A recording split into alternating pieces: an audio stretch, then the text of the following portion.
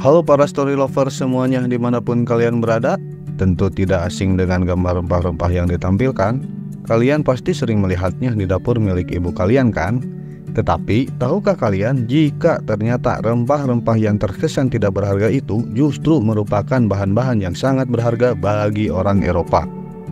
Cari posisi duduk yang enak, siapkan cemilan, dan jangan lupa juga air minumnya biar kalian gak keselak. Jadi kita akan bahas apa yang menjadi penyebab adanya kolonialisme dan imperialisme barat di Nusantara hanya di Sindo Channel. Indonesia merupakan negara yang kaya akan rempah-rempah dan komoditi lainnya yang tidak ditemukan di negara lain di luar Asia Tenggara. Dan ini bukan tanpa alasan. Indonesia atau Nusantara didatangi oleh negara-negara Eropa yang menjadi negara koloni. Tahukah kalian, sebelum Indonesia yang menjadi negara primadona bagi orang Eropa, ternyata ada loh kota lain yang menjadi pusat perdagangan dunia, khususnya Eropa.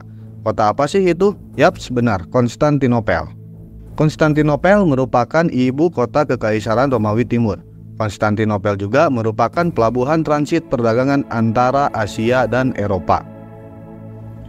Letak Konstantinopel yang strategis menyebabkan bangsa-bangsa di sekitarnya banyak yang ingin menguasai, termasuk umat Islam. Dan di sini umat Islam sangat termotivasi mengembangkan peradaban Islam dan mengambil wilayah strategis seperti Konstantinopel untuk mempermudah proses penyebaran agama Islam. Lalu, Konstantinopel berhasil dikuasai oleh Islam di bawah kepemimpinan Sultan Utsmani Muhammad II pada 1453. Jatuhnya Konstantinopel juga membuat perdagangan dikuasai para pedagang Islam. Ibu kota berganti nama jadi Istanbul yang berarti tahta Islam. Jatuhnya Konstantinopel ke tangan Turki Utsmani membawa dampak bagi bangsa-bangsa Eropa yang menjadi kesulitan terutama dalam bidang perdagangan. Nah, apa sih penyebab kesulitan bangsa Eropa setelah jatuhnya Konstantinopel? Yang pertama, kedudukan perdagangan bangsa Italia di Konstantinopel dihancurkan. Dan yang kedua, daerah Konstantinopel tertutup untuk perdagangan. Ketiga, Konstantinopel tidak boleh dijadikan sebagai lintasan barang dagang dari Asia. Kebijakan pemerintah Turki Utsmani ini mengancam kehidupan ekonomi bangsa Eropa Barat dan Eropa Timur seperti saat perpindahan bangsa di Eropa akibat serangan pasukan Islam.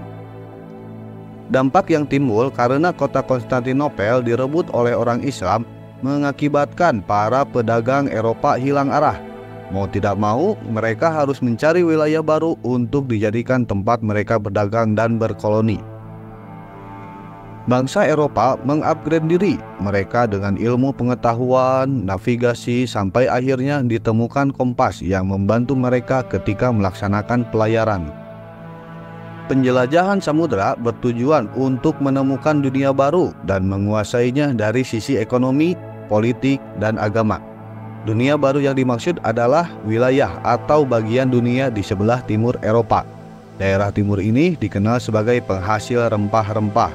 Bartolomeu Dias merupakan tokoh pelopor dari Portugis yang melakukan penjelajahan samudra. Sementara dari pihak Spanyol ada Christopher Columbus. Mereka membawa misi untuk mencari wilayah baru untuk dijadikan sebagai negara koloni. Sementara tujuan dari kolonialisme dan imperialisme adalah 3G, Gold, Glory, dan Gospel. Gold adalah mencari kekayaan, Glory adalah mencari kejayaan, dan Gospel adalah menyebarkan agama Kristen.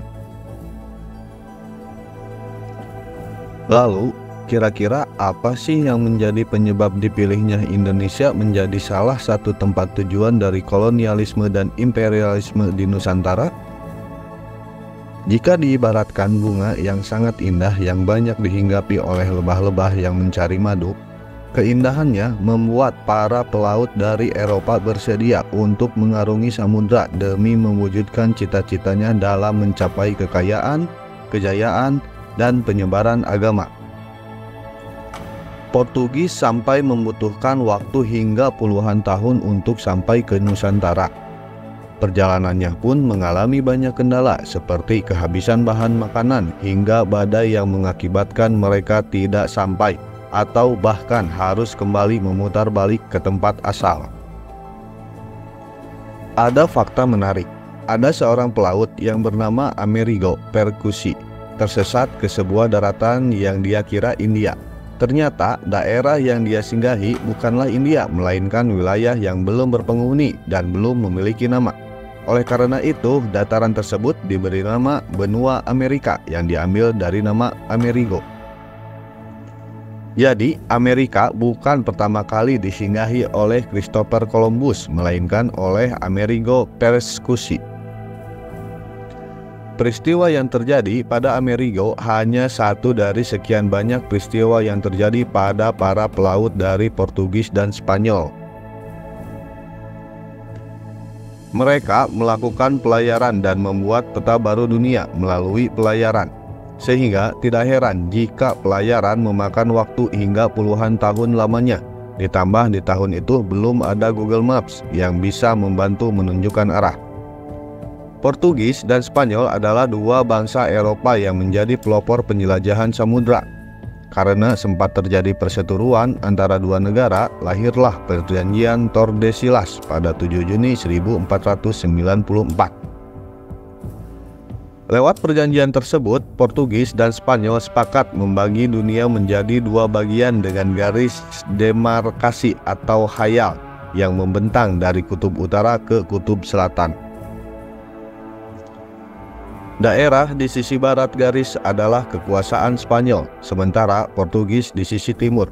Oleh karena itu, dalam melakukan penjelajahan samudra, bangsa Portugis menempuh jalur timur, yakni lewat pantai barat Afrika sampai ke Tanjung Harapan. Kemudian menyusuri pantai timur Afrika menuju Calicut atau India. Terus ke timur hingga akhirnya mencapai Kepulauan Indonesia melalui Selat Malaka pada 1511. Bangsa Portugis telah menduduki Malaka dan setahun kemudian tiba di Maluku. Tekad yang kuat dari para pelayar Eropa tentu saja karena mereka terdesak oleh keadaan atau bahasa gaulnya the power of kepepet. Apapun akan mereka lakukan untuk menemukan harta baru pengganti dari Konstantinopel dan menunjukkan pada Utsmaniyah bahwa mereka mampu bangkit. Bisa dibilang musibah yang menimpa mereka karena direbutnya Konstantinopel adalah anugerah di kemudian hari. Karena dengan melakukan penjelajahan samudra, mereka bukan hanya menemukan satu wilayah baru, tetapi menemukan banyak wilayah penghasil rempah-rempah yang tersebar di seluruh wilayah Asia Tenggara termasuk Nusantara pada saat itu. Ada beberapa alasan kenapa Indonesia menjadi tujuan dari kolonialisme dan imperialisme bangsa barat. Yaitu alasan pertama karena letak geografis Indonesia. Di mana letak geografis Indonesia berada di antara dua benua dan dua samudra, yaitu benua Asia dan benua Australia, serta Samudra Hindia dan Samudra Pasifik. Alasan kedua, karena wilayah Indonesia sangat luas, kekayaan melimpah, dan kaya akan berbagai budaya. Pada masa itu, bangsa Barat sangat membutuhkan rempah-rempah untuk tujuannya pengobatan. Namun, harga rempah-rempah saat itu sangat mahal. Oleh karenanya, ketika bangsa Barat mengetahui bahwa Indonesia memiliki kekayaan rempah-rempah yang beraneka ragam, maka mereka menjadikan Indonesia sebagai salah satu tujuan penjelajahan samudra. Alasan berikutnya karena revolusi industri. Revolusi industri merupakan salah satu pendorong imperialisme modern. Revolusi industri yang terjadi sekitar tahun 1750 sampai 1850 merupakan salah satu pendorong kedatangan bangsa-bangsa Barat ke Indonesia. Revolusi industri adalah pergantian atau perubahan secara menyeluruh dalam memproduksi barang dari sebelumnya menggunakan tenaga manusia dan hewan menjadi tenaga mesin. Gimana para story lover semuanya?